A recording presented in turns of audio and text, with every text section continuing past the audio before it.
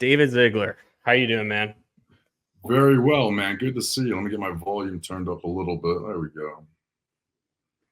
Yeah, it's great to have you on. I guess let's just jump into all about you, man. For anybody watching who doesn't know who you are, I know you've got over 1 million followers on TikTok. I think over 100K on Instagram. I'm not sure about your YouTube platforms. I know you've been around the industry. You've been around for a while. You know, I guess you could say you're an OG. And I think you've seen a lot. So I guess just, take us back to your story, how you got into all of this. Okay. Well, my dad taught me how to work out in 2002 with dumbbells. I was 12 years old. So I started around there, and it was pretty much for riding dirt bikes. I raced motocross at the time, and I wanted to be faster. And I saw that Ricky Carmichael was just jacked. And I asked my dad, I was like, dude, why is this guy so ripped up and so muscular? And he was like, because he works out. I was like, why?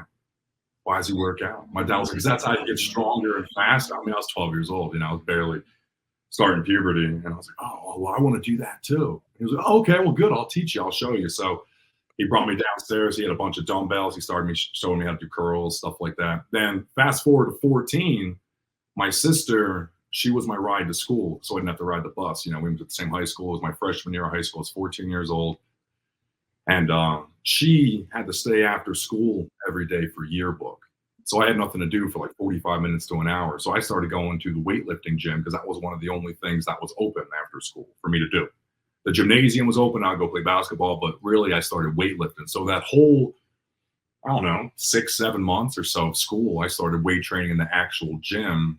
And I started seeing guys in there, and they were training much different than my dad was. My dad was all about, that old school 50s aesthetic stuff. And this was more guys trying to put on size. And then when I was 17 years old, I was a junior in high school. That's when I discovered bodybuilding. I didn't even know it was a thing. And once I discovered it, it was like a month. I was totally consumed by it. And I went through the whole obsession, like head over heels, just couldn't sleep at night, like reading all the magazines, reading all the books, everything. And then 19 years old, I did my first contest. And then I've been competing and been on the scene ever since, just trying to be one of the guys having fun bodybuilding.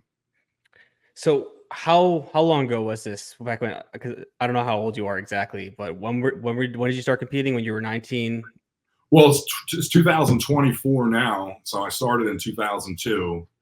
So what's that, 22 years ago? Okay. Early 2000s. Yeah. So when I was 12 years old, because I'm 35 now, almost 35. I say I'm 35 because technically I'm 34. And my wife is about 6 months older than me, and she turned 35. So okay. I'm 35. Yeah. You follow her. Yeah, I don't want to be out. Yeah, make her feel good. I'm older than her. So 2002, this is when you like 12 years old, right? Mm-hmm. Yeah, 12 years old. So grade school. Okay, so basically like early 2010s is when you were getting really into bodybuilding. Yeah, absolutely. Okay, so I was competing in 2010. This is around the time when social media started to really start to exist. Right. So my first platform was bodybuilding.com's Body Space. And for anyone who doesn't know, bodybuilding.com had this thing called Body Space, and it was essentially MySpace or Facebook for fitness. And this was back in 2004, 2005, 2006. So I made my first profile on there, I think in 2004. And then I made another one in 2007 that was like Ziegler Monster Bodybuilding. And this was good because the first one was Crazy Dirt Rider 17 because it was all about riding dirt bikes. Yeah. And then I was learning how to work out and stuff through the internet. And we had to dial up the whole nine, someone picked up the phone. It was awful. So yeah, I made the profile on there like 2007, 2008, all about building muscles. And that got to like 300,000 friends and followers and all that jazz. And that was my first real influencer jam. That got me all my sponsors at the time. That got me a lot at the time and kind of popped me off on the scene, which was nice and very lucky for me. You got 300,000 followers on bodybuilding.com on Body Space. Yeah, on the Body Space. So I was the number one most followed account for years. And then I was one of the most inspirational accounts for years as well on bodybuilding.com. So pretty much the first like social media platform, I was one of the guys on there like doing pretty well. And you know who was doing really good at the time on there was what's his name? Old Gymshark athlete. And he has a gym in St. George, Steve Cook. Steve Cook, yes. He was dominating it at the time. So he was like dominating bodybuilding.com. And then I was like just doing well, but well enough that it started my career, because my competition career also started really promising. I started as a natural. So I started in 2007. I got competitive about bodybuilding. I started competing in 2009, and I competed naturally 2009, 2010, 2011. And then I took 2012 off, tried steroids for the first time, came back in 2012, 2013, and won my first NPC show because I was competing in NABA before that. Wow, that's crazy. Yeah, I didn't realize that you could amass such a huge influence on those forums. Were you on T Nation? No, I wasn't on the T Nation one. I was just in the forums on bodybuilding.com, and I was in those forums all the time. So even before I had my sponsors, what I was doing was I would go into the forums, and bodybuilding.com had it set up so they would give away free samples and free tubs of stuff, and they were all run by reps. And what they would do is they would put out a post and they would say, hey, we need 5 people to try the new Muscle Tech Clear. Tell us how you're going to test it, what you're going to do with it. And then I would come in there and be like, hey, I have the most people of the whole website, man. Could I make some videos and stuff? And they would be like, absolutely. And I would get the most crazy amount of gifts and packages. Like I had Muscle Tech. They sent me their whole line. BSN sent me their line. Nutrek. I think it was Nutrek. Yeah, I think that's what they're called. Nutrex. Yeah, they sent me their line. So when I was a late teen, you know, and I was getting just hundreds and hundreds and hundreds of dollars worth of supplements, and I had cabinets and cabinets full of stuff, and I had no official sponsor. I was doing well in NABA as a natural, but NABA didn't have any recognition in the United States, really, especially at that time. So when I would tell people I won that show, they would be like, cool. And I'm like, yeah, it was cool. There was like 9 people there, but it was cool. It was pretty cool. That's crazy. I remember because you're basically 10 years ahead of me. I just turned 25. So when I got into it, it's 2012. I turned 13. This is when I started like getting into bodybuilding, discovering that. And we still had Body Space, bodybuilding.com, but that was kind of fading out at that point. That's when Instagram started to become more popular, and you know, people were making content on YouTube, and that's when the industry started taking off years like on social media after that, around like 2015, around that type of era. Men's Physique came out. That's when everything started to really like blow up. But yeah, I didn't realize that you could have such a huge influence on those forums back then. I remember, you know, there was Steve. I don't know if you know Anton Antipov. I think he was another bodybuilding.com guys. Yeah. That's crazy. So with that taken into consideration, since you lived through it, do you feel like obviously the industry has changed massively since then? Do you think it's been for the better, for the worse? Were there things that are better back then? Or it's way better now. It's way better now. Way better now. The fitness industry today, like Iron Family is my brand. It's all about, you know, and inclusive, like including people and everything, supporting each other, you know, support the gym, encourage each other. But it wasn't like that. When I got into bodybuilding, it was mean. Yeah. It was mean. It was gate kept. It was, you can't do this. You can't hang with us. You shouldn't even be in this gym. And I remember being intimidated to go into the Gold's gym because the guys in there, you know, everyone used to wear the work boots, the big pants, the work boots. They'd be in there with the cut off flannels and just looking mean as hell. And, you know, yeah, it was a whole different scene. And the only way to break through that shell for the most part was either you could stay in one gym for 10 years and then you would know the guys in that gym and you would be one of the guys and you could be local awesome, right? And you could feel comfortable in there. Or you had to win. You had to win. And the only way you could win was by competing, because there was no like, oh, I have a good sponsorship, I have a big following, et cetera, et cetera, et cetera. For the most part, it was like, you have to win, be on a magazine, get a sponsorship by one of the dozen companies that's recognized, and then you'll be one of the guys and people will accept you and take pictures with you and support you and be on the journey with you. But until then, if you didn't prove yourself, like just get out of the way, kid, you know, like move over. What are you doing here? Yeah. Yeah, I mean, it was definitely still like that even when I started too. I remember when men's physique first came out, there was so much pushback against it. All the guys were like, "Oh, this is for pussies. These guys are small." Everybody, they all hated it. And it was the same thing. Like you go to the hardcore gyms, it's like if you're not one of them, fuck off. But at the same time, the way that I see it, because with the way the industry is now, there's obviously like much more. It's much more inclusive, right? Everybody's feels a lot more welcome. So I think in that aspect, it's good. Yeah. Oh, it's great. And there's 1,000 more options for guys to make money, to have a living, to actually have an ego, like, and when I say ego, I mean that in a very positive way. Like there's a lot of positive reinforcement now because of social media, where before bodybuilding, if you didn't win, was almost like you becoming an outcast. Like you were going to go do this taboo thing where you're going to isolate yourself and cut yourself off from all of society and live in a box and just eat your food and turn into a freak. And that was going to be the story of you. Joe in the basement is this freak.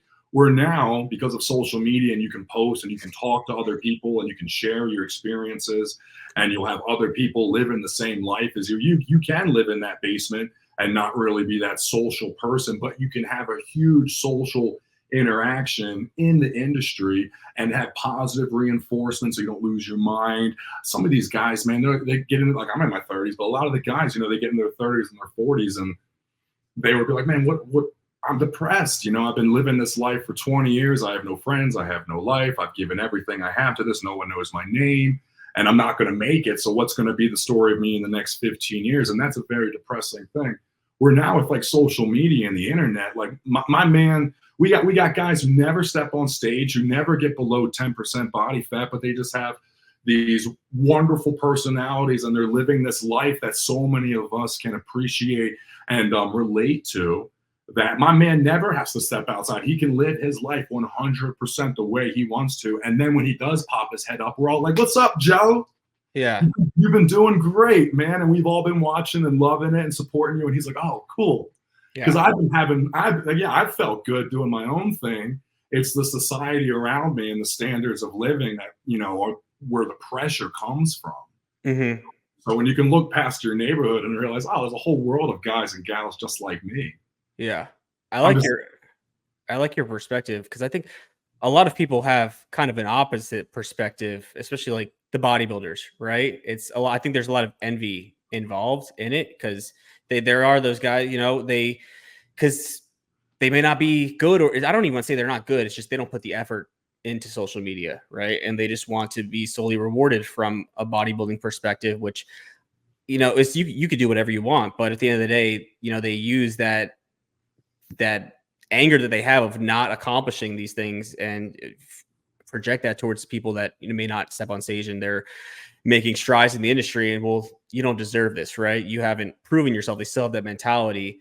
And I like the way that you're viewing, because obviously everybody has an opportunity now in this industry, and it's a great thing. But at the same time, do you think, because again, I wasn't around back then, I know like guys like Dante, they were huge on forums and whatnot. But do you think with how everybody can have a platform now, that there is any downside to that? Because at the same time, you see a lot of people, everybody has a voice. And I don't want to say I don't think everybody should have a voice, but it's like back then you had to earn a right to speak. And it like there's pros and cons to that. But I feel like at the same time, back then you were listening to people who were credible. And now there's so many people that aren't credible that are just trying to create a platform, and it creates a lot of misinformation and just bad things going around in this industry. Do you agree with that or no?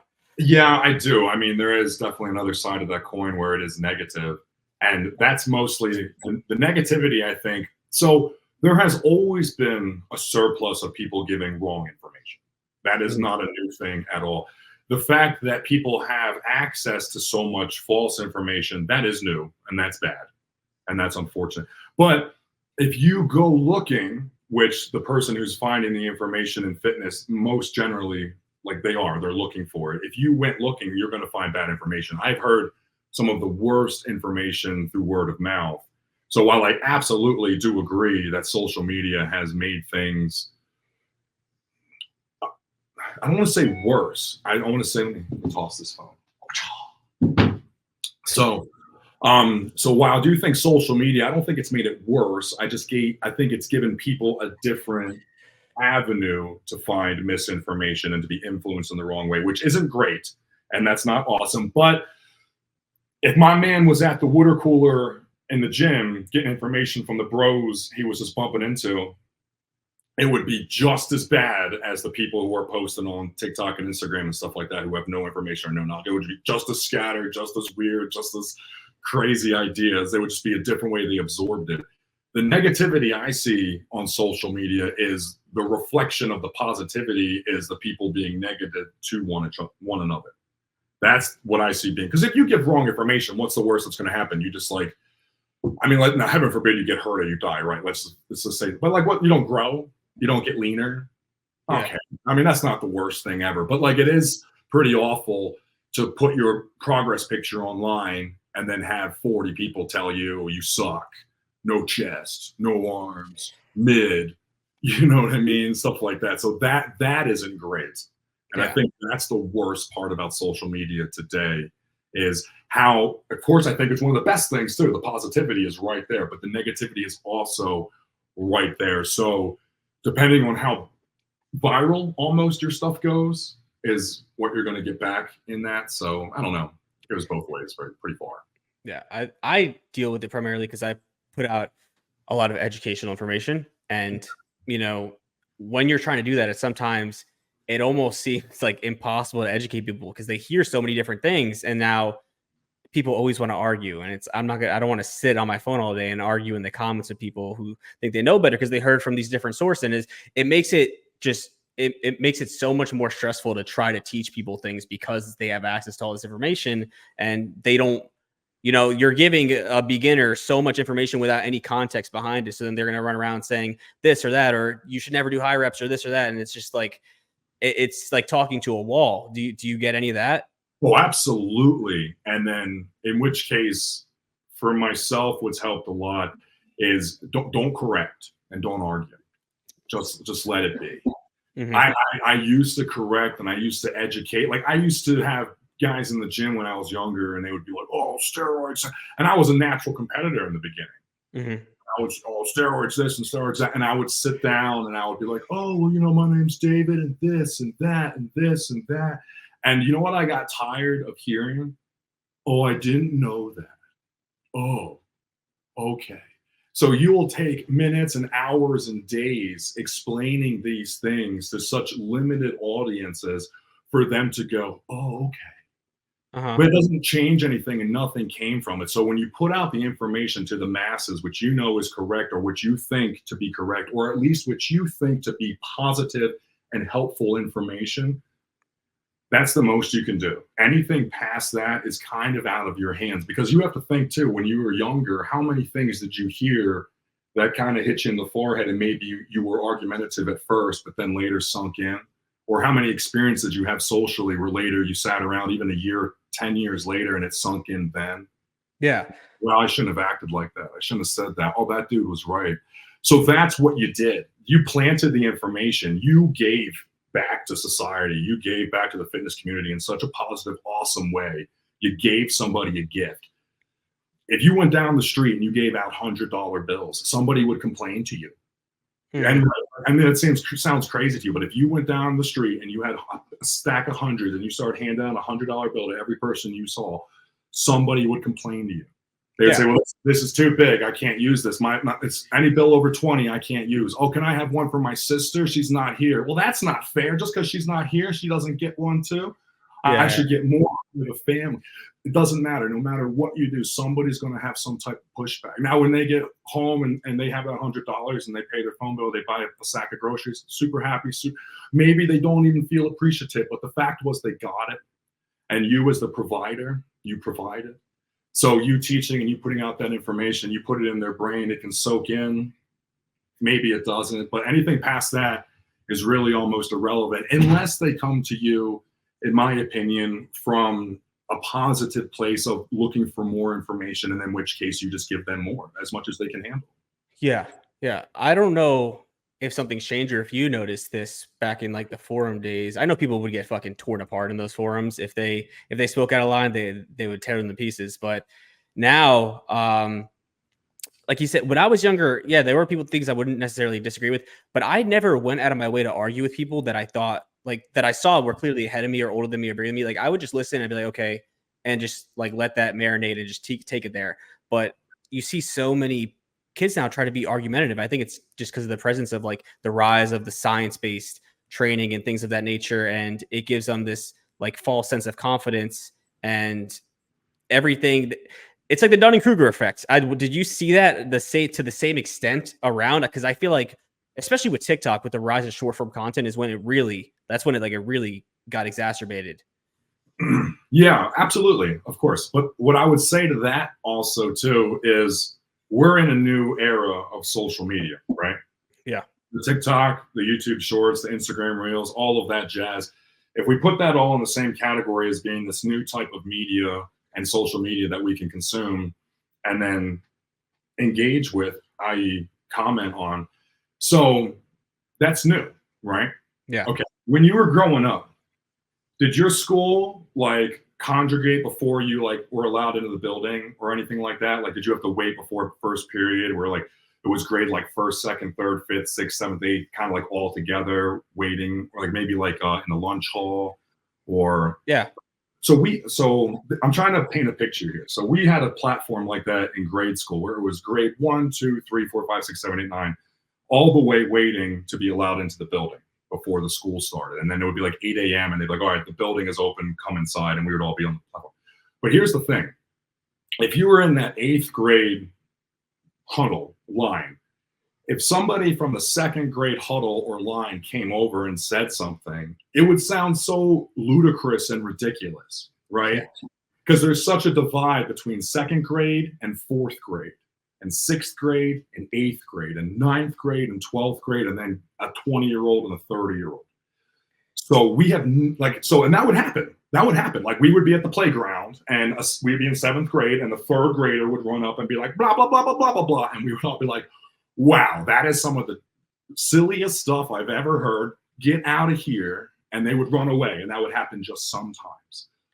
Because of the way social media is now, that happens 1,000 times a day and you can't do anything about it. So you're an adult and we're all adults and we're talking to each other as adults. Yeah. And our comment section has adults in it too. But it has so many people that are literally like 12, 14, 16, 18 years old. And regardless of the age and maturity that is attached to that age, because that's not the conversation I'm having, there's a fitness age. You could be 20 years old too and start your fitness journey and you're age 1. It doesn't matter. The point is we're having these conversations and we're putting out this information, and these voices that normally would just kind of be muffled in the playground noise are now highlighted and pinned and getting engagement because they're getting liked and stuff, you know, and who by probably similar audiences, who knows, but who cares? The fact that in what world before this could 2 30-year-old men have a conversation and somebody who's 13 show up and have a voice just as loud? Yeah, it's crazy. It's crazy, yeah, and it's fine. It's good and it's positive and it's fine. It's a great learning tool, but there is going to be a level of understanding that, like, yeah, you have zero. As much as brave as you are and as mature as you are and bright for your age, you have zero idea what we're talking about, let alone the context leading up to this.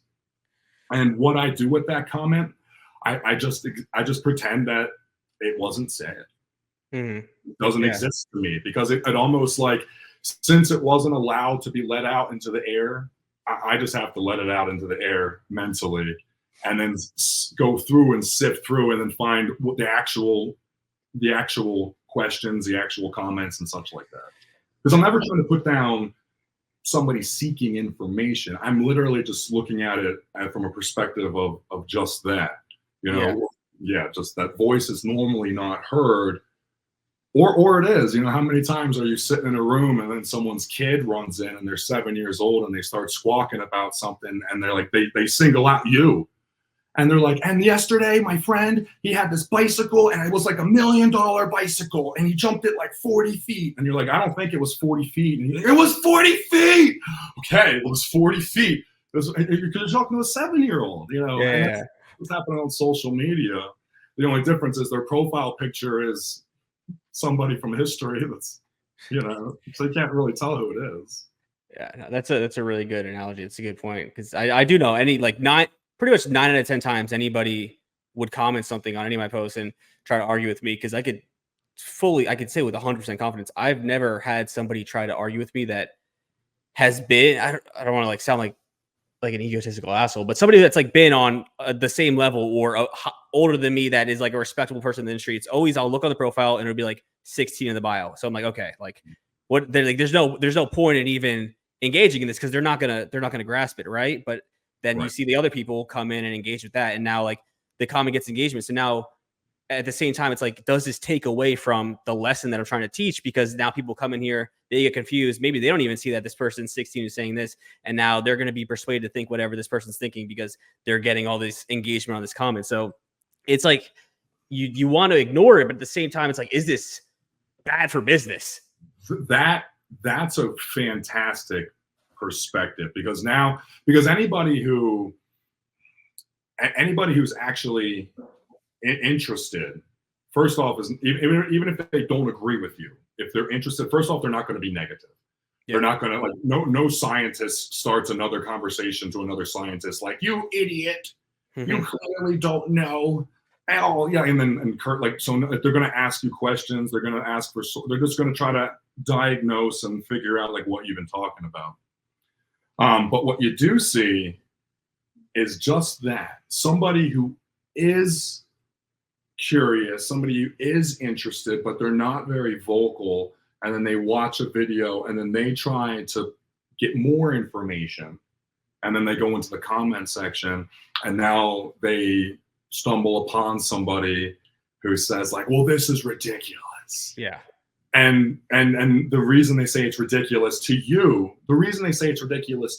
is so ridiculous that it's not even worth an argument. Because it's just such a we weren't even, like you said, this is a circle and we're talking about squares. Like, this is just so but but how about that person that's on the edge?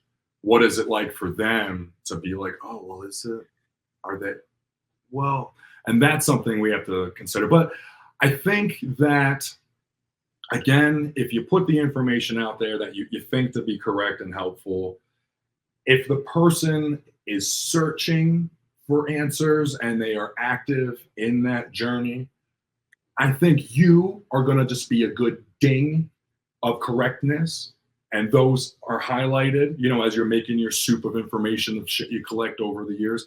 And even that negative commenty stuff is, even if they do absorb that, they're going to continue on their journey of finding information. They're going to find other professional, other experienced people, and they're going to have same stuff that you said, like same points that resonate, and they're going to go ding, and it's going to all build and build and build. And then that person that was searching is going to start to build a foundation of useful information and knowledge, and they're going to have to learn and they're actively learning how to weed out those people. So I think it's just part of, it's part of the new world, right? Like a baby bird got to jump out that nest, and it's fine. And that's, since we have this new social media, there is a sticky point in there. Yeah.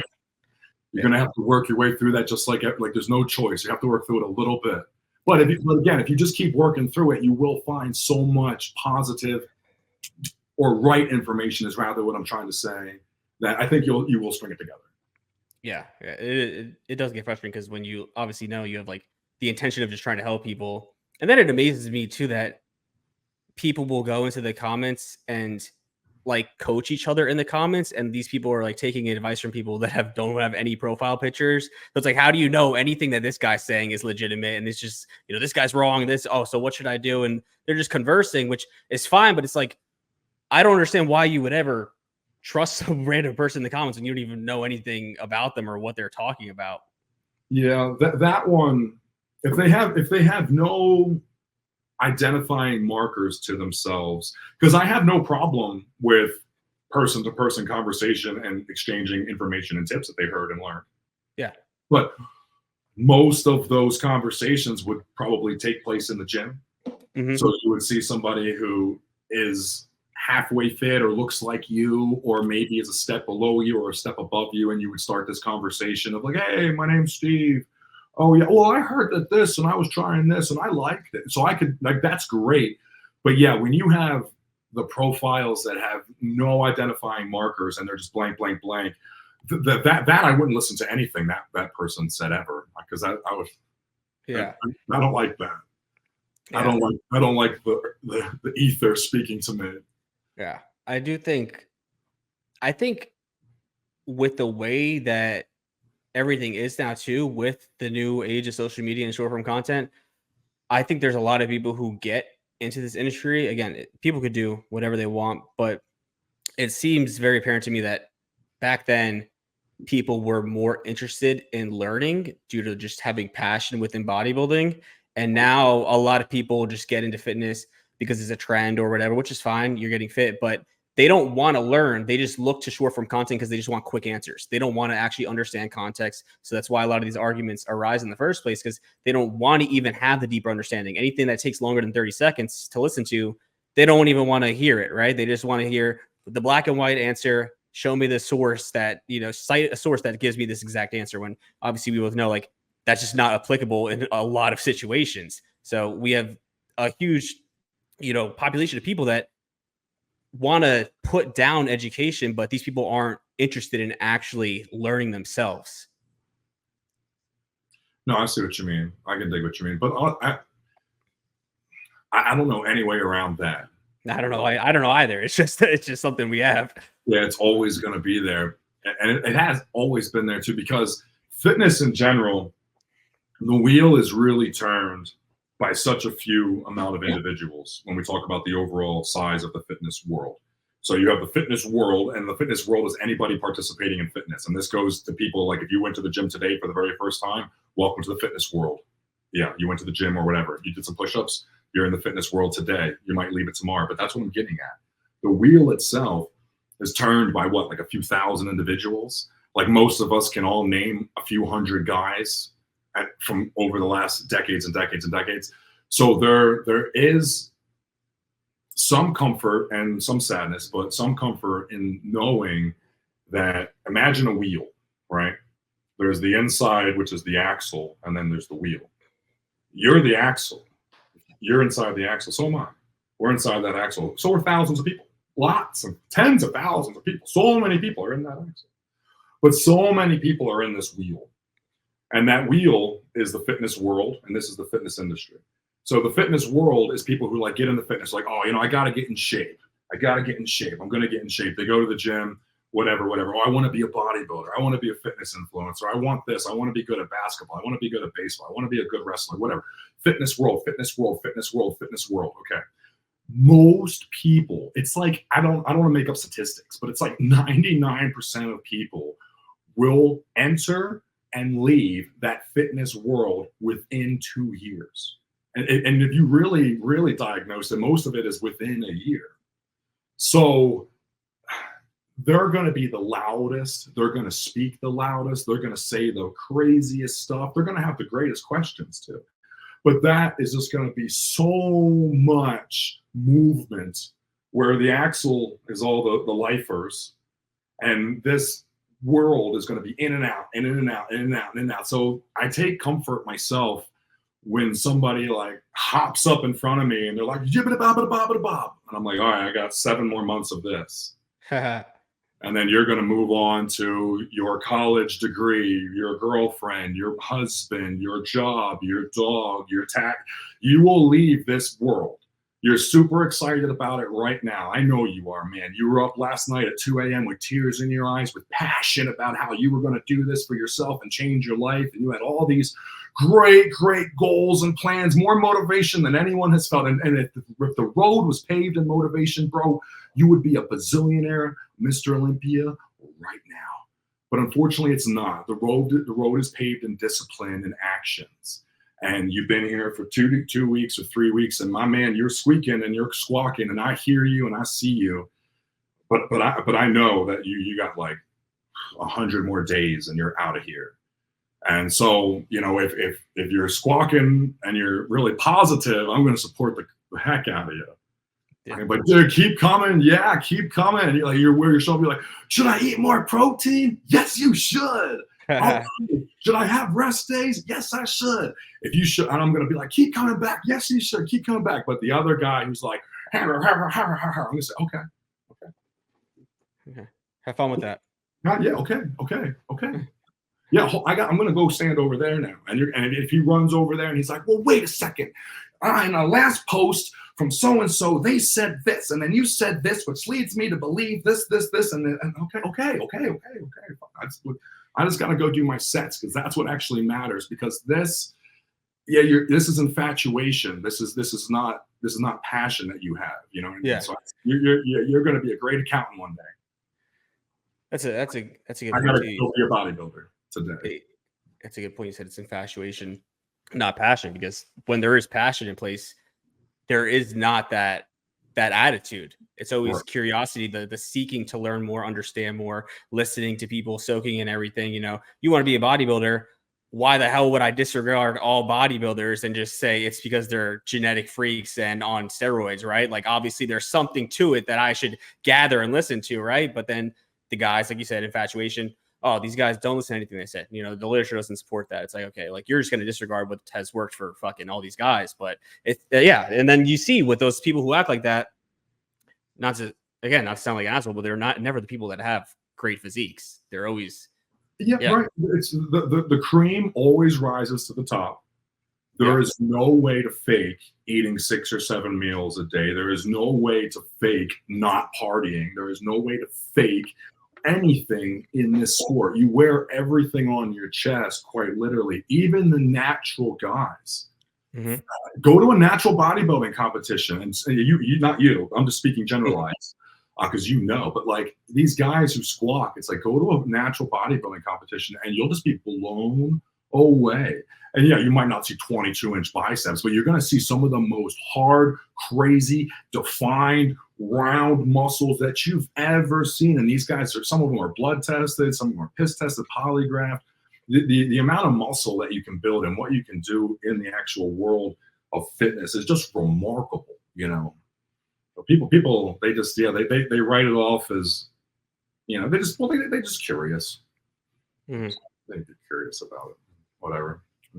And they a lot of that curiosity is itched with like steroids. Oh, okay, I'm gonna go do this thing now. That's right. Go do that thing now. So tell me about your career, your business. Didn't you said you were competing when you were first 19? Is that when you did your first show? Is that what you said? My first show, I was 19 years old. It was NABBA, N-A-B-B-A, which stands for National. What is it? I used to be so confident knowing what it was because NPC is the National Physique Committee, right? It's a natural athlete. No, it's National Amateur Bodybuilding Association. Okay. NABBA, that's it. So I competed in NABBA 2009, 10, and 11. And I think I did 5 shows. I won all of them in the junior division. And then in the men's open, I took like 2nd and 3rd, stuff like that. Then I did my first NPC show. It was 2011 because I was telling people I was in NABBA. I was like, I just did this NABBA show and I won the Keystone Classic. I won Natural Mid-Atlantic Classic. I won the NABBA Nationals, which was the USAs. I won the national NABBA National USAs. And everyone's like, oh, wow, that's super cool. What's NABBA? And I was like, oh, well, they're really big in Europe and they have some shows over here. They're like, we got to do NPC. NPC is the only way to the IFBB. The IFBB is the only way to the Olympia. Did you know that? No. I was learning everything hands-on. When I showed up to my first bodybuilding competition, I didn't even shave my whole body. I had no tan on. Yeah, I had no one in my life to help me at all for the most part. So like when I did everything, I found it online. So I was like bodybuilding competition. And there was one like an hour and a half away, and I was like, okay. And it was like 3 weeks away or 6 weeks away, and I was like, okay, I'll do this one. And I like wrote down the address. And back then it was like MapQuest and nonsense, and there was no like social media like there was today. Like it wasn't very easy. You're just like Yahoo questions and whatever. Ask Jeeves. I'm like, yo, Jeeves, gotta be a bodybuilder, bro. And they'll be like, well, there are 13 pizza locations within 50 miles. And I'm like, oh, sweet. So that was how I went into everything. So when I showed up to the first bodybuilding, it was 2009. I just showed up. It was me and my girl, and I was like standing there registering, and they're like, "Are you competing?" And I was like, "Yeah." And they're like, "Oh, bro, dude, whoa, you gotta shave your whole body, And I was like, "Oh, okay," because I shaved like my arms, you know. And they're like, "No, you gotta shave your legs, like your upper thighs." And they're like, "And you need the tan. You don't have a tan. Like, what are you gonna do?" And I was like, "Oh, I have this bottle." And they were like, "Oh," and it was like this little squirt bottle I had. It was like this big. And looking back, I was like, what the heck was I thinking? But yeah, so, and then I showed up the next day and I was super shaved, like too much shaved, because like I didn't know what I was doing. So I went over the same spot like 4,000 times. I was cut to hell. I had like raspberries all over me and like ingrown hair bump things. I just looked awful. Pale as pale could be. And I'm backstage with my girl and we're looking around and everyone is dark as dark could be. And I was like, oh, okay, well, let's whip out my little bottle. And now we're backstage, like in the posing trunks. And my girl, like, she pulls out the little bottle, which is smaller than this. And it's got a little top. And she's like, and she like puts it on me. And she's like, oh, no. Oh, no. And I was like, this isn't doing anything at all. I was like, what is this? And it was like glaze. You know, it was like finishing oil. You know what I mean? Yeah, like, yeah. we put a glass to like look glossy, and I was like, oh no. And I was like, I don't know what to tell you. And this guy, Chuck Watson, and his wife, Chuck was competing, came over, and they were like, "Is this your first show?" And I was like, "This is my first show." And they were like, "Let me, can I help you?" And I was like, "Absolutely." And Chuck Watson's wife put on her gloves and she pulled out Dream Tan. I don't know if you know what Dream Tan is. It's banned in the U.S. most places these days. The Dream Tan came in a tin, like a tobacco tin, and it's mud. And you rub it on, and you are tan as tan could be, and then it rinses right off. But that's the problem with it, is it's mud. So like all the venues, the guys, if you touch anything, there's now Dream Tan on that. So every single venue we went to, like, and most of them were held in like high school auditoriums and stuff like that. All the walls were covered in Dream Tan. All the auditorium seats were soaked in Dream Tan. Like, it was awful. It almost got bodybuilding kicked out of the United States almost. So it was, Dream Tan. Dream Tan is some gross mud. But we used to use it. So, because it was new at the time and it was very convenient. Mm-hmm. So she pulls out this tub of Dream Tan and she just starts slathering me all over. And within like 5 minutes, I was like, I am tan. Look at me. Uh-huh. So then I was shaved, I was tan. I went on stage, posed. I won my class, went into the open, posed against Chuck. It was down to just me and him. And then he won and I took second. That was my first show, which was super cool because the guy who won the overall, him and his wife were the ones that like embraced me and taught and helped me also win. And then I took second. So I'm glad I didn't beat Chuck. But yeah, so then everyone was like, you have to get into the NPC. You got to do the NPC. And I was like, okay. So then I took all this momentum I had from NABA, went over into the NPC, and my first show was the Garden State Classic 2011, New Jersey. That's right by me. Okay. All right. Well, that show was known for like hosting freaks. I don't know if it still is. I don't know if it's still there. Atlantic States too. Is it that one too? Known for like just being freaky guys there? Yeah. Was it? It's Garden States in Teaneck? Oh, I can't remember where it was. Was it Teaneck? Is that at a Marriott hotel? Oh, see, this is over 20. This is over 10 years. It's probably. I think it's the same venue. Yeah. Yeah. So I did the show there. Okay. So I went to that one. I think there was 14 guys in my class or so. I took 11. And I remember being backstage and I was just like, whoa. This is not Napa. I have never seen anything like this. Not David Henry. It wasn't David Henry. He won the Olympia the one year. I'll think of it later. But he was guest posing. And I just remember, like, Sean Roden? No, it wasn't. No. 212 guy, smaller guy. No, 212, so shorter guy, just as big. David Henry. Flex? No, not Flex. Black guy. But he was our guest poser. Yeah, he had a few, like 4 or 5 solid years, and he kind of fell off and lost. Is anyone out there? No, it is. No. But yeah, so whatever. But he was the guest poser, and I remember seeing him, and he just like blew my mind. He was like one of the first real big guys I saw him in person like that, like all pumped up backstage, and it was just awesome. Yeah. But yeah, so then I took 2012 off to get ready for 2013 for the NPC, because now I was like, well, now I'm an NPC guy. I gotta get bigger. You know, I gotta compete with these guys. So I took 2012 off, did my cycle, came back in 2013, went to North Carolina for the Gold's Classic, Gold's Coast Classic or Gold's Classic, and I won that. I won my class, did not win the overall. And I was like, okay, cool. Did you travel to Jersey from North Carolina to do that show? Yeah. Well, from Pennsylvania.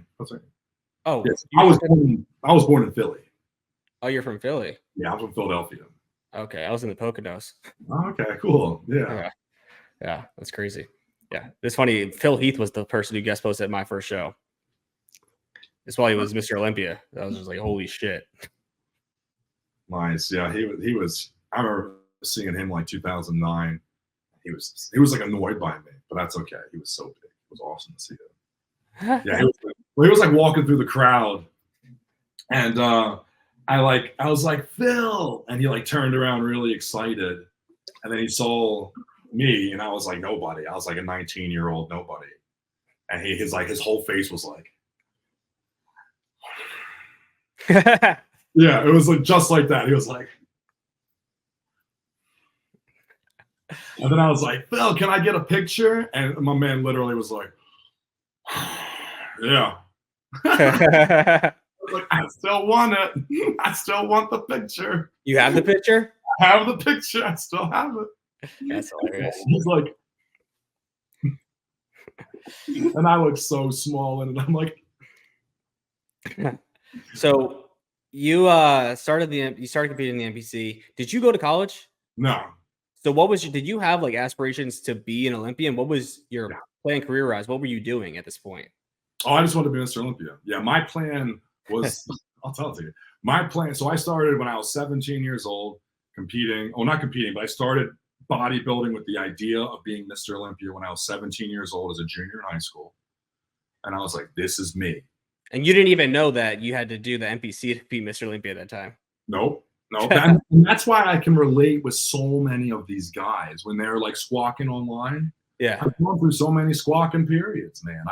I've worn so many hats, so many pairs of shoes through this career. I've literally been a bodybuilder my entire adult life. Like I had to learn who I was. I had to mature. I had to do all these things while I was bodybuilding. So like I'm in phases. I've been through a lot. I've been cocky. I've been sad. I've been confident. I've been depressed. I've worn shirts that were 3 sizes too small. I've been the guy commenting that, you don't know what you're talking about. I've been the guy to be like, Arnold Schwarzenegger, he actually wasn't even very good. Like if you look at like his splits and how he ate, like he wasn't even, he would today, like I went through all those phases. You know what I'm saying? Like for sure. And that's one of the the guys. Some of the guys will be like, "Oh man, you're like real nice." And it's like, "Oh, no, I don't know, it's nice or not." Like I've been you. Like we're on this road of bodybuilding, and there's a lot of exits, and it's really long. And I've just been on it, and I've taken them, and so I have no right to judge anybody. Yeah. So you were competing. What were you? Like, how did you end up building this brand that you have? What were you doing throughout this process? Were you working jobs, or what was going on? Were you training? Yeah. Oh, yeah. I've never not trained. I've been training consistently since I was like 12 years old. I mean, as a personal trainer, like, did you work as a trainer or something like that? No. So in the beginning, when I was 16, 17 years old, when I was training and then discovered bodybuilding, because I was training to be the biggest guy in the world before I knew bodybuilding existed. So I was in the gym because I wanted to be a professional motocross racer. Like that was what I wanted more than anything. Like I was so consumed with motocross. It's all I cared about. It was all I dreamt about and thought about. I was so obsessed with motorcycles, with dirt bikes, and with racing, supercross and motocross. And I did. I raced locally. I was fast locally. I was a B racer locally. But if you know motocross at all, like there is local is like bodybuilding, local. and then there's like nationals and Olympia, right? So just to turn pro as a motocross racer, like you could be the fastest guy at your local track ever. And then you get to nationals where you try to become pro as a motocross racer. It's just like bodybuilding. Now you're the slowest dude in the world because everybody has come together and you're like, I didn't know y'all existed. Mm-hmm. Wow. Yeah. Bodybuilding is the same way. Like when you're in your bodybuilding, it's you, the one other guy in your gym, the 17 people on social media, and Phil Heath. Uh-huh. And that's it. You have all this confidence and you just got to work your way through these people. And then you realize that bodybuilding actually has you and 100,000 guys that all look better than you. And then Phil Heath. And you're like, oh, I didn't realize you all existed. I didn't realize that not only did I not realize you existed, I didn't realize you were all so damn passionate just like me. Mm-hmm. Just as passionate as me and trying just as hard as me. And oh man, we're all so similar. And also similar means mid-level. You gotta shine. You gotta shine. So I wanted to be a professional motocross racer. I started training for motocross. I tried to qualify for nationals and I was too slow. So I had the realization and the epiphany that like I'm delusional and living in a dream world, and I have been for the last like 6 or 7 years. So even that world I can relate to, and guys are just young and the world is their oyster type of feeling. I know what that feels like. But you were still young at that point, no? Oh, the motocross, most guys turn pro around 15, 16, 18. Oh, wow. Yeah. You start riding and racing around 2, 3, 4 years old. You are national level by 9, 10, 11. You're turning pro 14, 16, 18. Most careers. What's that? I was gonna say you can't get into that when you're older. No, most careers are finished by 30. Wow. Yeah, and then they do other things. Guys move on to other projects. It's a really it's a young man sport, which all goes into this. Bodybuilding is an old man sport.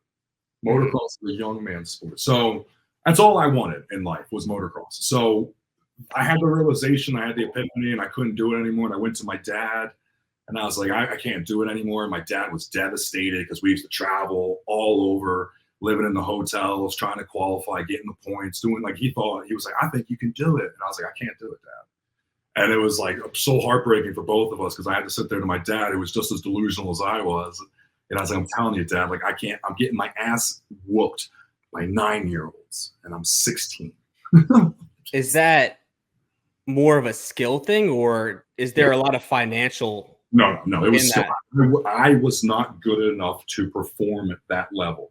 For whatever reason that was, I'm sure we could think of a million. It doesn't matter. I wasn't competitive enough to supply my life with a career in that direction. It was just never going to happen. It was always going to be a hobby. What is that? So I guess just real quick, just because I'm not very familiar with motocross, because I would think that it has to do with like how good your bike is and stuff. So what makes you faster than the next person? You have the same bikes and everything. Skill. It doesn't. Oh my god. Just the way you ride. Oh my god. Oh my gosh. Yes. Technique and skill. Okay. Yeah. If the bikes, no, it doesn't matter. Like, of course, there's some talk in there of like this bike compared to this bike, but when you're talking about just racing and qualifying, especially an amateur level and that trying to be pro level, no. Even some of the classes have caps where you can't even modify the bikes that much, and it's all skill level. It's just like bodybuilding. Just like bodybuilding, and just like and there's a lot of crossover because just like bodybuilding, where people will be like, well, it's all the steroids and how much steroids and what steroids you have access to. There are more than enough guys in the motocross world who will say it's the bike and I can't upgrade my bike and I don't have the suspension. And it's really just the skill. It all comes down to the skill of it. So that's what I had. I had this realization that I didn't have the skill for it. I love riding my dirt bike. I was halfway decent at it compared to people who didn't ride dirt bikes. But in that world, I was like, okay, so this isn't going to work for me. I went to my pop. I was like, I can't do this. And he was real upset. And he was like, fine. So he pulled out, he sold the bikes and that whole world was over for me. And I was kind of lost for like a year or two where I wasn't really playing sports because I had all my eggs in the basket of motocross. I was doing awful in high school. And I started working as a busboy in restaurants. And I just kept working out because I liked working out. And then my thought process changed where I just wanted to be freaking huge. Yeah, I just wanted to be super huge. I had nothing else going on, so I was just working. I wanted to be huge. I graduated early, which was cool because it gave me a lot of time to go to the gym before work. So yeah. What are we getting at though? Like job? Yeah, Or like how did you get into oh, your this your I got business? bodybuilding. Okay. Because I don't want to get too because I can just go off. I can riff in either direction for so far. I just want to make sure I stay on topic. Like, were you didn't go to school, so were you training? Like, did you ever become a personal trainer? How did you start this business in bodybuilding? How did you really start monetizing a career in this industry? Yeah, right. I knew I was getting away from like the cash point of it all. I knew I was going. I was like, and then I was working out. I was like, wait, this isn't even about that. So thank you. That's what I needed. So in the beginning, I was working as a busboy, and that was what was giving me all my finances. And I was doing pretty well for myself. I was in a high-end restaurant. I was wearing a tux. I had a bow tie. I was giving me like $80, $120 a night, and I was working like 4 or 5 nights a week. So at 17, 18 years old, I'm making $400, $500, $600 a week. Mm-hmm. No one was like touching me at that time. You know what I mean? All my peers, and I graduated early because I was a bad kid, not because I was smart or good. So like, I went to 3 high schools. The last high school was like, there's like a dude at the gun at the door and shit like that. But anyway, so I got through that. I was working. I was making good money. I had my bow tie. I didn't have to be at work until like 5 p.m. So I would train before that. Awesome.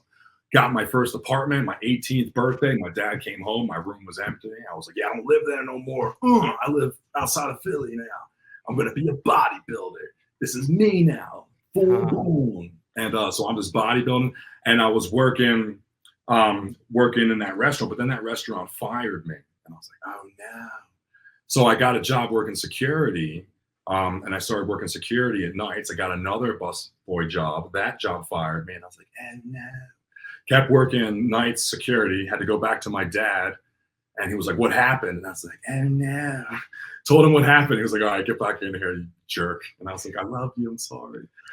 Came back in, moved back in with my pop, worked security at night still. Got a job selling fish. So I was selling fish like a butcher, you know what I mean? And I had 3 of them, yeah. So for years, I think it was like 3 or 4 years, I had pretty much the same routine. I would wake up at 7:30 in the morning. I would get to my job by 8:15. The doors would open at 8:30. I would sell fish until 7. I would be like, hey, you want a pound of salmon? At 7:30, I would get out of there. I would get to the gym by like 8:30. I would work out until about 9:45, 10. Around 10:30, I would get to the bar. I would work at the bar from about 10:30 till 2:30 in the morning, go home, get back up at 7:30, head back out to work again. And I did that the whole time. So I was a bodybuilder, night security guy, and then selling fish. So I had those, I guess you could say 3 positions, but 2 work positions. And I ran that for 4 years or so. And man, I looked old. I felt old. I was so tired. It was so exhausting and awful. I would like fall asleep standing up. I'd fall asleep working security, like leaning against the speaker and stuff like that. It was just awful. And then I was supposed to get this job, right? Like, so in my job, I was working selling fish for like 3 or 4 years, but I was like running this whole freaking place because everyone who worked there was a junkie. And I'm not even exaggerating. Like the dudes would pass out in the bathroom with like needles in their arms and stuff. So I was like holding this whole place together. And then this position for assistant manager came up because we had 4 stores. And the one store, a position for assistant manager came up. And they were like, it's going to be yours, Zig. You've been doing such a good job here for years. Like you're doing great. We want you to have that. So just keep holding this place down. Keep doing a good job. I was like, all right, cool. Like 6 months go by of me busting my ass, working around people, like literally like passing out behind the fish case. So like somebody would come in and be like, hello, how's the salmon today? At my feet would be a heroin addict asleep. And I would be like on the other side, like, oh, it's very fresh, man. It's so very fresh. Like, you can see it in the cases. And they were like, all right, so 6 months went by or whatever. They hired this chick off the street with no experience at all, gave her the position. And then when I was like, why didn't I get promoted? Like I make $10 an hour. Like what's going on, guys? And they were like, we just really can't afford you to go to the other store. We need you to stay here. And that's when I was like, you know what, guys, blow me. I'm out of here. And I walked out and I drove to North Carolina, and my girl was there going to school. And I was like, hey, I live here now. And she was like, you do? And I was like, yeah, I don't want to be up in Philly anymore. It's not working out. So I'm going to live down here. So I moved down there. And that's when I started working in a gym. I started working in a commercial gym. I got a job as a fitness director. So my job was, I had like 15 guys and gals that were trainers, and I would give them work. So when you got a membership, they would be like, welcome to the gym. You get a free fitness consultation with one of our experts. That would be me. And if you didn't do that at sign up, I would call you. I would do cold calls all the time. Like, hey, I noticed you're a member here at Fitness Blamaland. Have you had your fitness consultation yet? It's free. It's awesome. We're going to put you through a workout, show you what's best for your body. It will put you in the best position to accomplish your goals, yada, yada, yada. And that's what I did. And then you would come in. I would sit down with you. It would take about 45 minutes to an hour. I'd put you through a workout for 30 minutes. Normally just a bunch of bullshit, just to get you really tired. And then I would sell training to you. And I would be like, so, the 4 times a week is absolutely the best package, my friend. But, it looks like you can only afford the 2 times a week, which, trust me, is more than enough to get your shape. Blah, blah, blah, blah, blah, blah, blah, blah, blah, blah, blah, blah. Where's your credit card? Then when I would sign you up, I would pair you with one of my trainers. So I would be like, all right, well, Timmy probably fit this girl pretty well. And he is open and she needs the 7 p.m. So I did that for a while. And that was pretty cool. But that was like the worst job ever, because I had to take classes on like how to con people out of money. It was awful. Like we would sit in little rooms, and this guy named Todd and Brad, and I'll tell you because I don't like them because they're mean to people. But Todd and Brad would try to teach me how to make people feel bad about how they're going to die and how they're going to let their family down when they're dead. And it was all probably true stuff. But the delivery method was called shock and trade. And I did not want to shock and then trade information, So I didn't like the approach at all. And we were also so expensive. And then the trainers I was putting with, to get certified, when you get certified, like the gyms, different states are different, but you have like a 30, 60-day grace period to get certified where you can still practice and like work on clients and stuff like that. And then to get your certification, you don't have to do anything. Like you can just do it online. There's one that's like 20 questions. It's pass, fail, and you don't even get charged until you pass. And that's enough qualifications for our gym to hire you. So then these people are coming off the street and they are trusting me and they're trusting the gym to pair them with somebody. This person's been passionate about fitness for 30 days. They're the people we were talking about earlier, which are fine people, but they're not in a position for me to charge them $300, $400, $500, $600 a week to come in here for 4 or 5 sessions a week to work with someone who has no idea what they're doing. So that's what it was. It was 30 minutes of nothing. And eventually I was like, you know what? I'm just going to have this business model at my house because I can do this 1,000 times better. I can include so many less people, which will mean everybody will have to pay less and I'll actually make more. So I'm going to do this on my own. And that's when I launched Ziegler Monster Fitness, which is where the code like ZMF, that's what that stands for, Ziegler Monster Fitness. It's my coaching. So that's when I started Ziegler Monster Fitness. It was like 2014. I was 24 years old, 25 years old. Started my company, started slow. I had some of my clients from that gym. I was like, you come with me. Forget that gym. They're awful. I'm taking all your money. Come with me. And then I started doing it online as like a consulting company where I wasn't working with clients in person, but I never was. I've never worked with clients in person consistently. I've had some that I did work in person, like on a consistent basis, but that was never really my field. Mine was more consulting.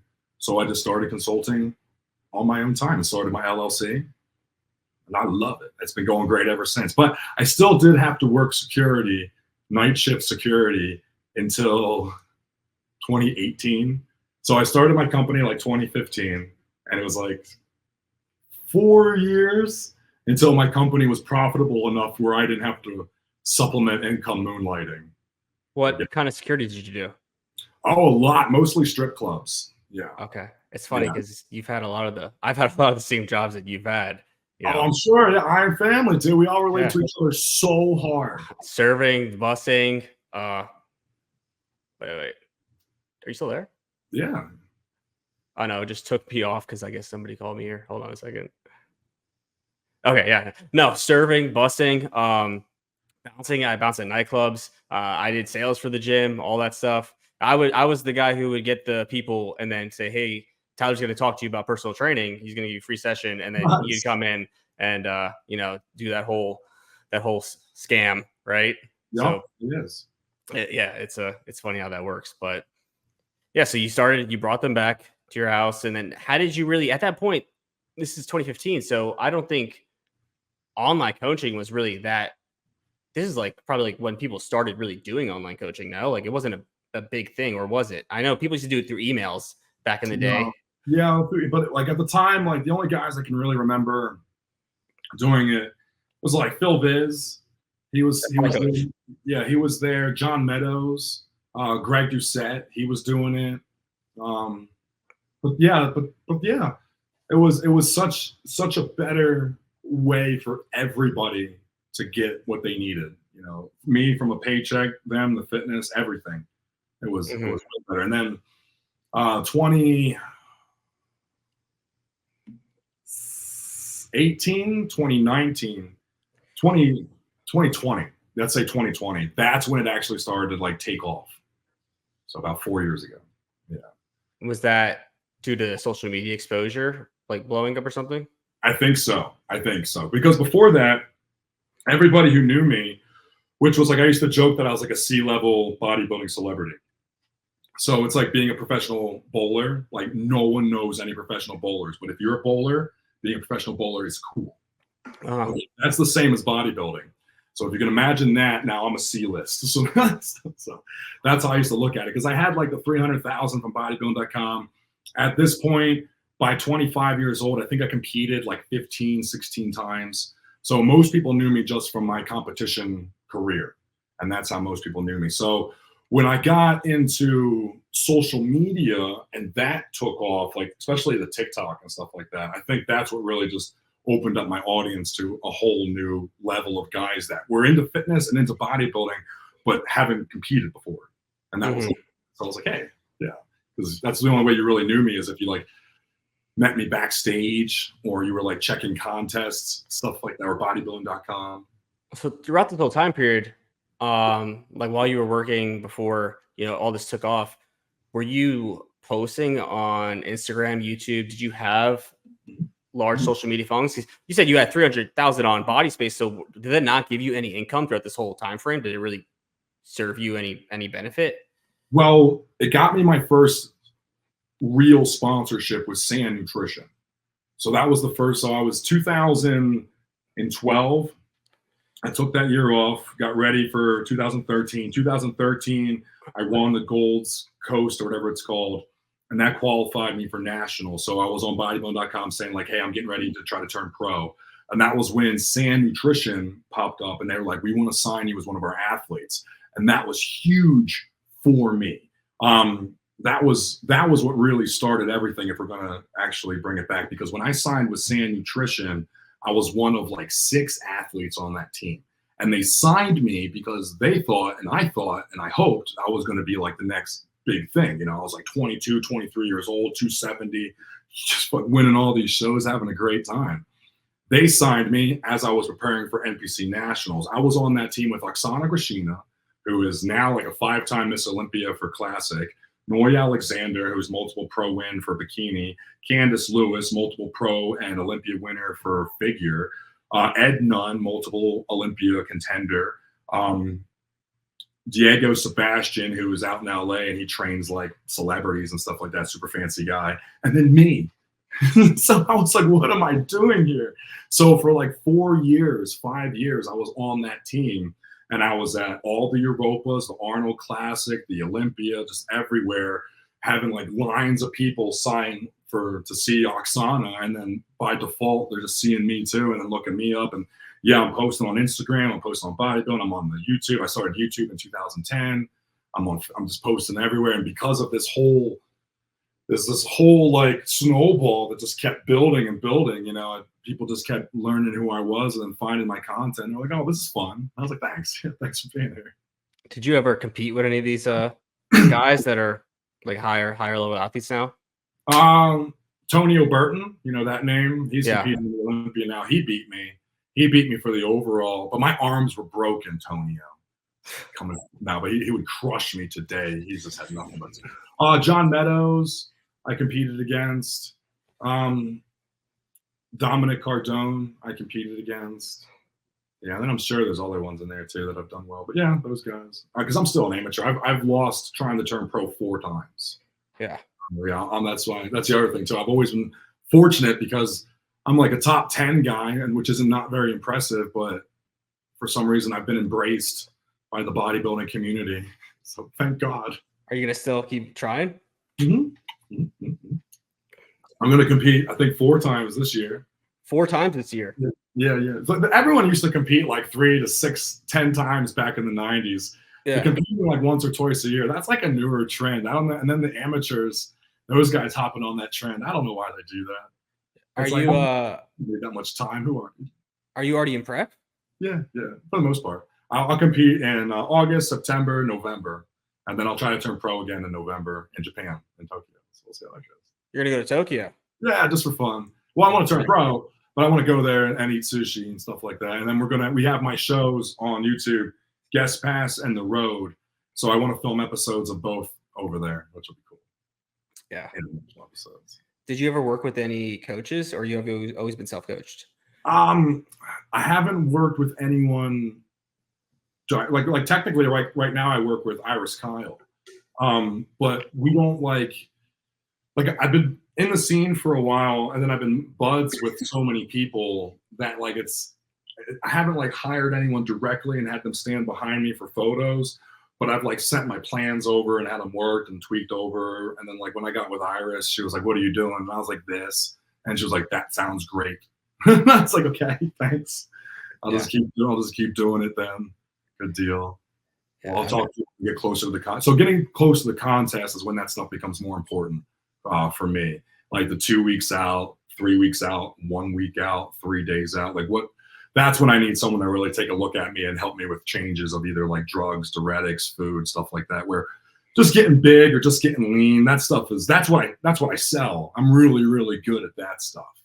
But yeah, so when I get to that last month, those last few weeks, that's when I need someone to take the reins and just be like, "All right, Ziegler, like you're dumb, your brain's not working, you're exhausted, your physique changes every moment, so making decisions gets tough." So that's when I try to hand the keys off to somebody else. Yeah, but even then, what's that? I was gonna say, you just don't even want to think about anything. Yeah, right. But even then, it's still just like just me talking to my buddy, Yeah. "Hey, does this look okay to you? What do you think about this?" But since I'm going to Japan this year, that's why I have Iris, because she's going to go and be in Japan also. So I'll get over there. I'll be there for 16 days, and I won't have to think about anything at all. And I really like that idea. Is she still with Heidi? Romantically, I don't think so. Business, yes. I met both of them when I was like 16, 17 too. I train at the gym. I see them almost every day. They're great people. That's in North Carolina? No, I'm in Vegas. I have 2. Yeah, that's what I thought. Yeah. Okay, so you live in Vegas. Yeah, and North Carolina. And North Carolina. So North Carolina, I have a 14-acre horse farm where I board horses, and that's like a functioning staffed facility. So I don't have to be there. My wife doesn't have to be there. It's a beautiful, beautiful place. And then I have the house in Vegas, which we use for marketing, for bodybuilding, for training, entertaining, stuff like that. You like it in Vegas? Oh, I love it. I love Vegas. It's so hot. It's so hot. It's awful. I hate it. That's where you have the home gym though. No, home gym is at the farm. At the farm.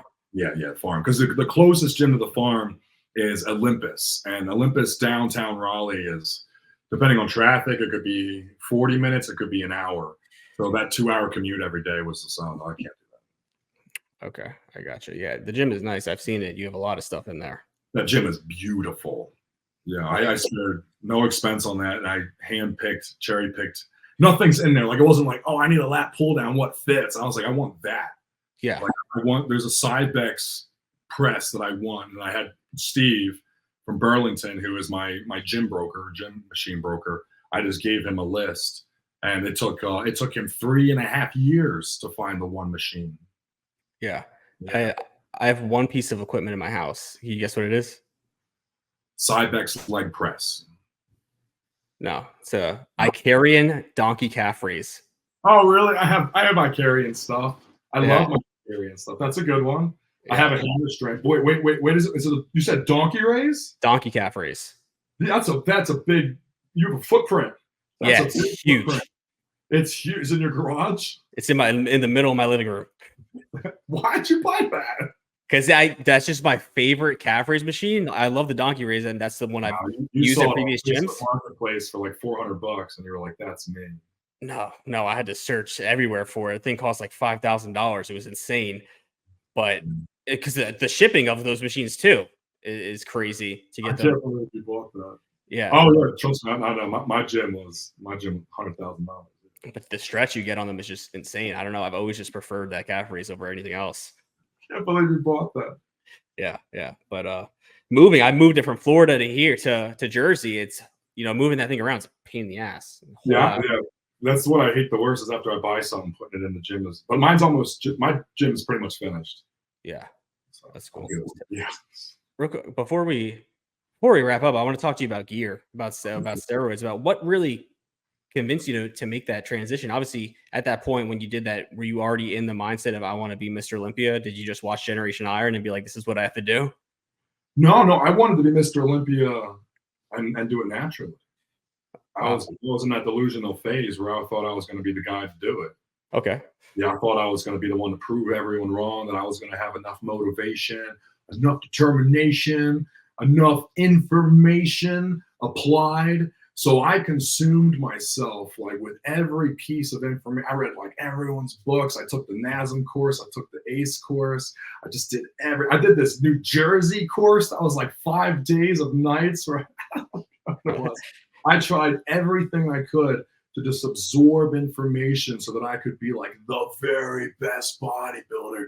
And so 17, 18, 19, 20, 21, I was natty and I hated guys who used stuff. Yeah, I was totally like that dude who was like, well, he's only that big because he's on gear. If I took gear, I would be Mr. Olympia, blah, blah, blah, blah, blah, blah, blah. I'm so good. I'm the bestest. And then I took gear. Why? So, well, one, I lost, right? So I started in 2007. I started competing in 2009, and I was beating guys 30 years old that were naturals at these natural shows, and I was winning them all. And I looked really good, and I was like, oh man, this is great. And then I went to the NPC, which is the only way to get to the Olympia, which I wanted to be Mr. Olympia. And I wasn't out of shape. I was just too small. I had my ass handed to me. And I was like, the smallest guy here is pretty much me. And I am the biggest guy and the hardest, most ripped up guy at all the natural shows for the most part. It's like one other dude maybe. And we're like having pose downs for 10 minutes while the judges are like, they both look really good.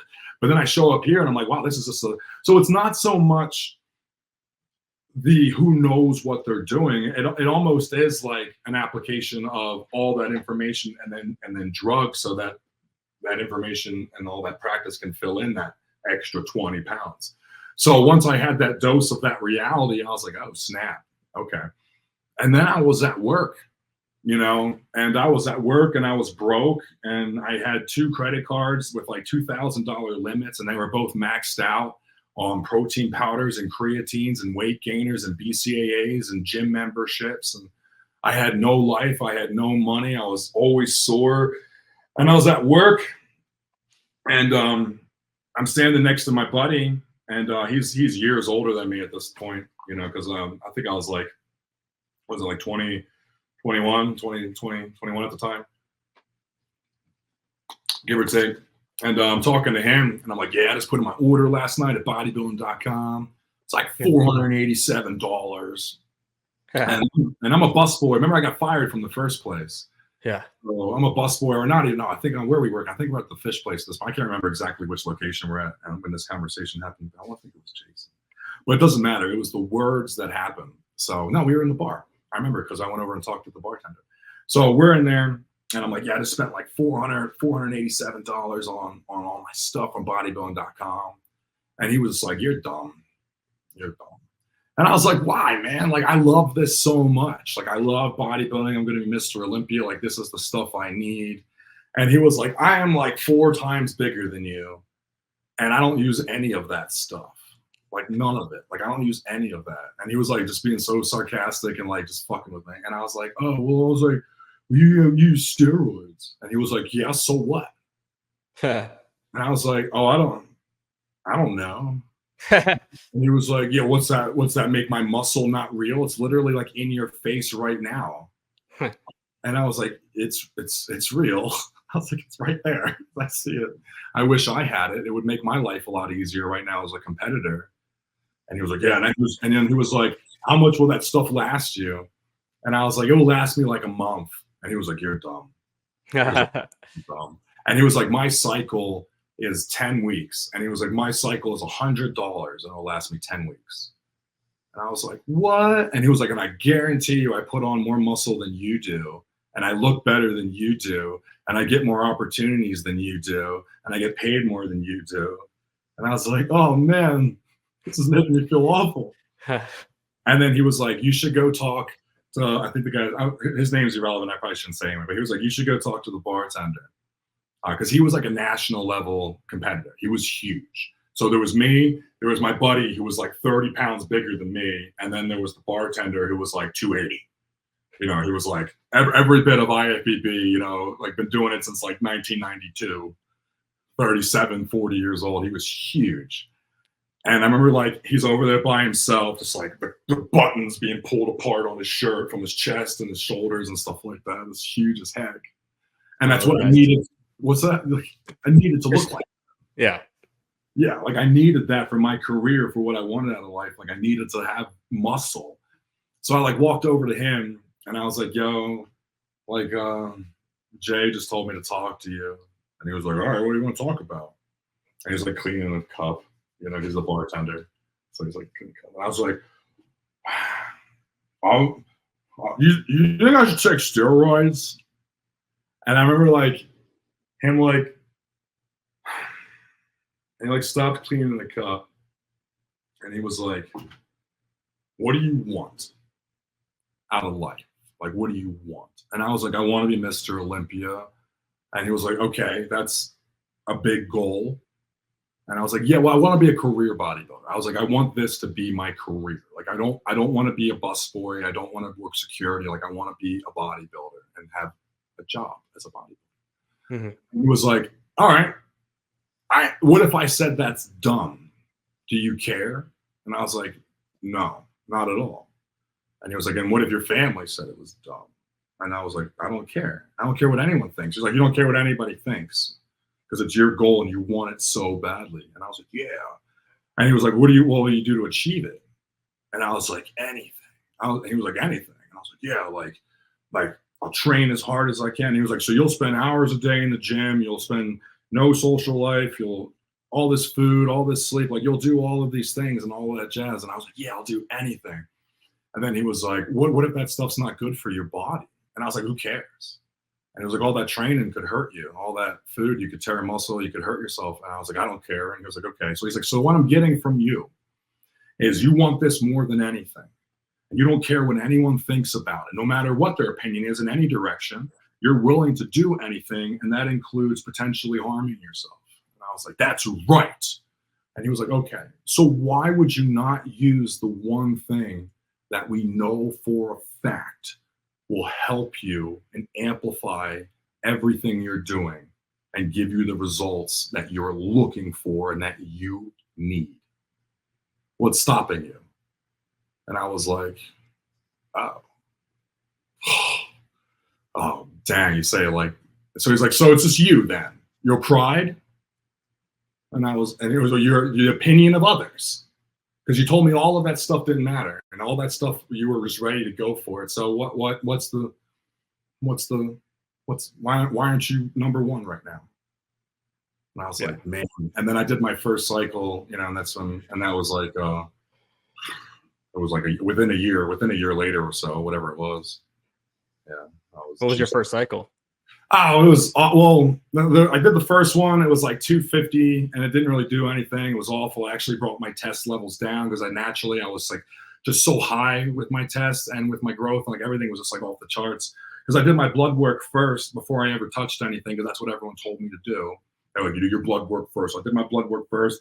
My levels came back at like 1099, some crazy number. I was like, this is fantastic. And then I did my first cycle. I did 250 a week. They went up to like, I think like 12. So they kind of like just stayed the same. And then when I came off, they dropped like super hard. So I had this whole like 6-8 week cycle where I didn't have any real improvement. My pumps were better, you know, because like my testosterone were now like consistent, where before it fluctuated from being a natted. So it was almost like I took my peak testosterone level that I had, supplemented that. Okay, cool. But I got like no real benefit from it. And then when I came off, they tanked. And then they never quite came back. So I was like, well, that was something to do. I was like, I just wasted like 20 weeks for nothing. So then I did it again, and I did 300 because I thought that 50 would be better. It wasn't. It wasn't. It was like the same thing again. So at the end of that, it was like 6 months gone or something like that. 6-7 months of like these 2 cycles I tried to do, like on, off, on, off. I'm doing all this blood work. And then the third cycle, which was like my first real one, and that was the one that I did through the show that I won in 2013.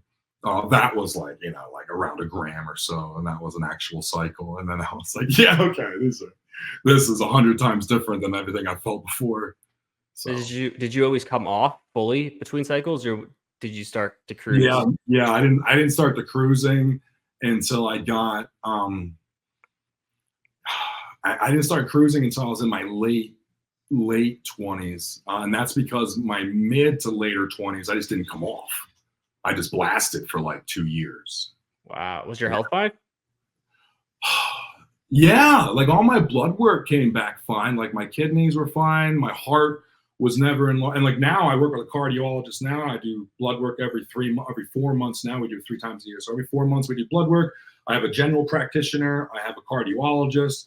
Both are steroid specialized people. And there's no like certification for steroids. So it's more just like industry people. Yeah. But steroid industry people, and they're great. And all my stuff looks good. We do all these preventative things now that I wish we started when I was 20.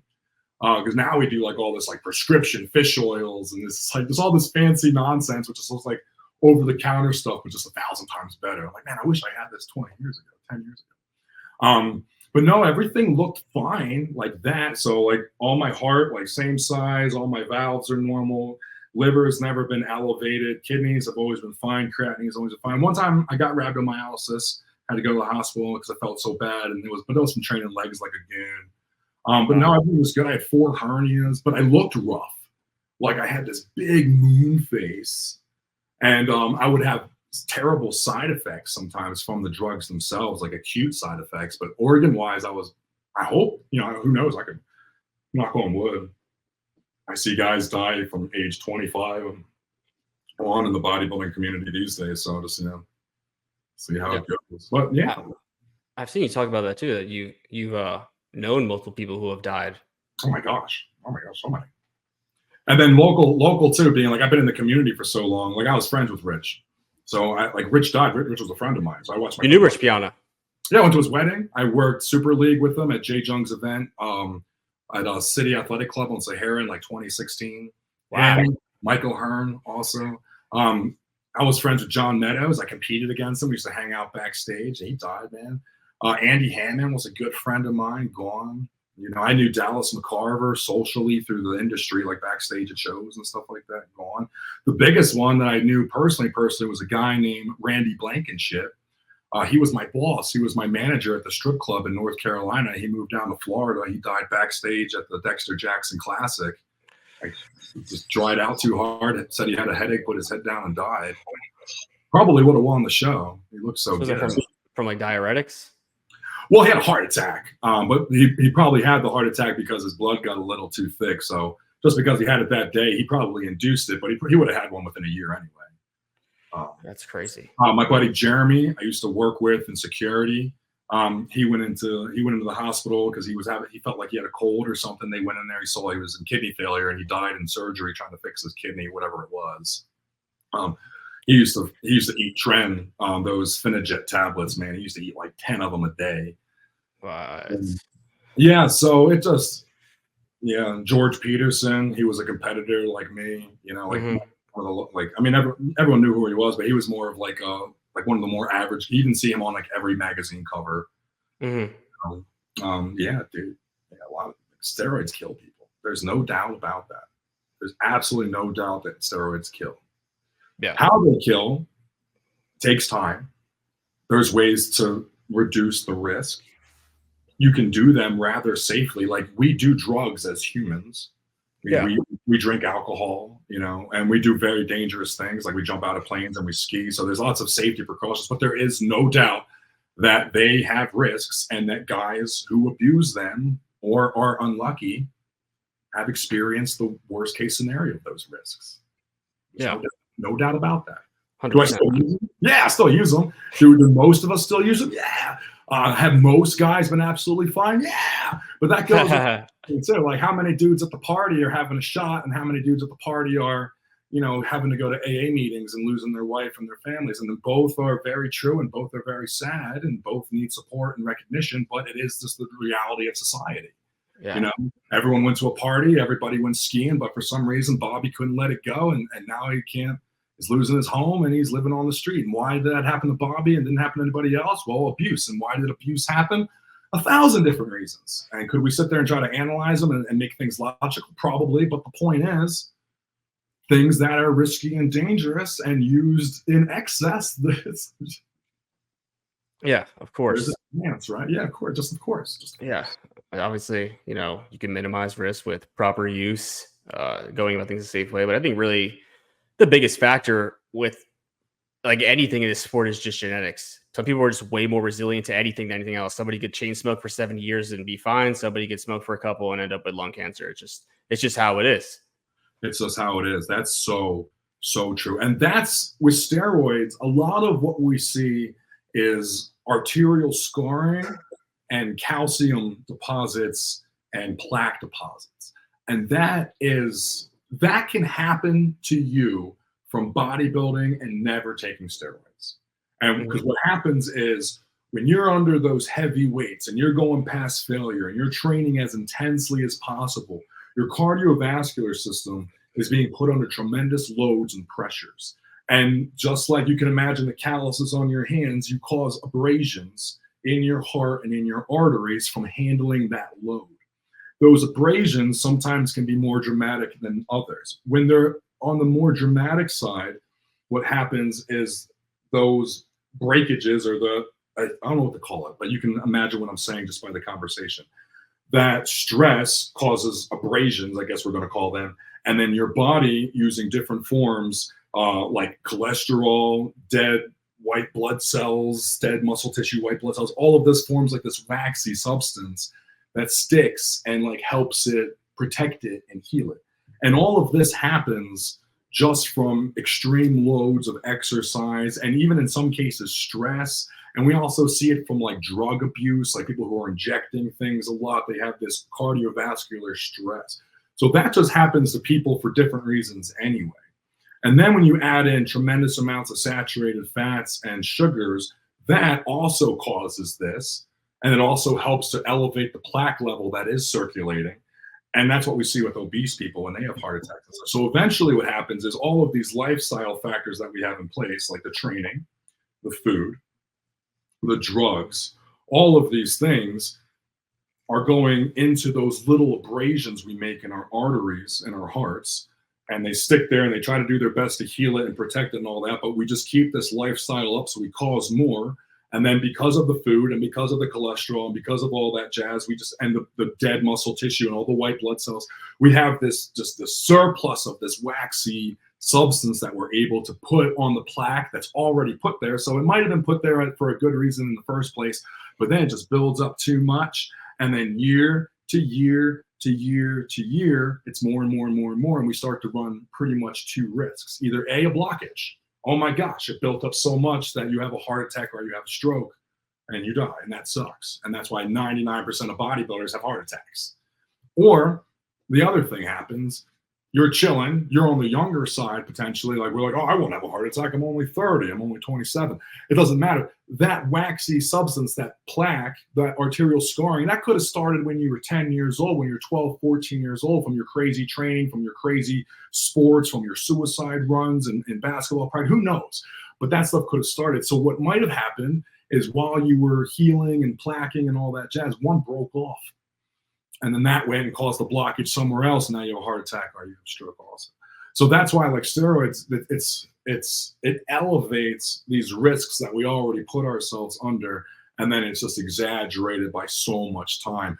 And then if we go back and we talk about the axle and the wheel again, most people are going to be in the wheel and they're going to abuse steroids and have this lifestyle for what, 2 years, right? Maybe 4. Okay, cool. The guy, they're fine. They're going to be fine. We have seen tremendous amounts of people be crazy alcoholics, junkies beyond belief for 5 years, 10 years, and then turn around and change up their life and have these beautiful lives, and they die in their 70s and their 80s. When you take somebody in the axle, a bodybuilder, this dude's training every single day. This dude's eating protein the way he's eating every day, the fat he's eating every day, maybe the drugs he's using year to year, 10 years, 20 years. It's not a phase, it's a lifestyle. Okay. We are the ones then who are going to experience lifestyle side effects.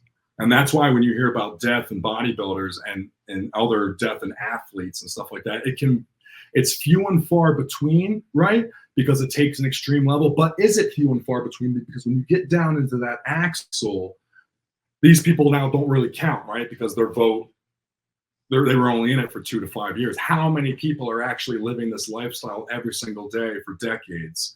If we start to look at this circle, it actually is a lot of people who are dropping from the lifestyle and the drugs and stuff like that. So it is something to greatly consider. Yeah. It is.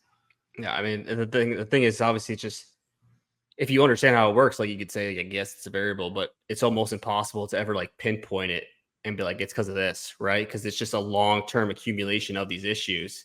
And yeah, so it is hard to pinpoint, but because there's so many pins, if you are going to partake in a bodybuilding lifestyle at an extreme level, okay, not fitness, not health, not like the natural compete sometimes, like you want to be a career mass monster or career guy, you will absolutely have side effects in your 40s and your 50s from the lifestyle of bodybuilding. But how severe they are is a whole different conversation also.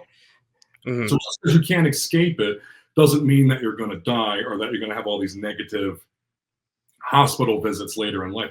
The idea of your life is not to finish, with a perfectly healthy liver with not a scratch on it, and your lungs as clean as day, and your kidney is as clean as what can be. Like, you're going to filter things throughout life. Like when you die, you don't need those things anymore, essentially. So what is the balance of living a full, fulfilled life without taking years off your life, but also not leaving any gas in the gas tank at the end of the journey when the gas is irrelevant because you're already there? No one can answer that, but we all are striving, and every day with the 1,000 little decisions we make, we're trying to do just that. And we do it like, so, diet. Should I consider diet? Should I consider preservatives? Should I consider more cardio? Steroid cycles, high dose, low dose. Like, we're all trying to put ourselves in this position to get to the finish line and not have a tremendous amount of gas left over that's wasted, but also have enough gas to get to that finish line, because you don't want to fall short. That's no fun. Because life is fun. Yeah, of course.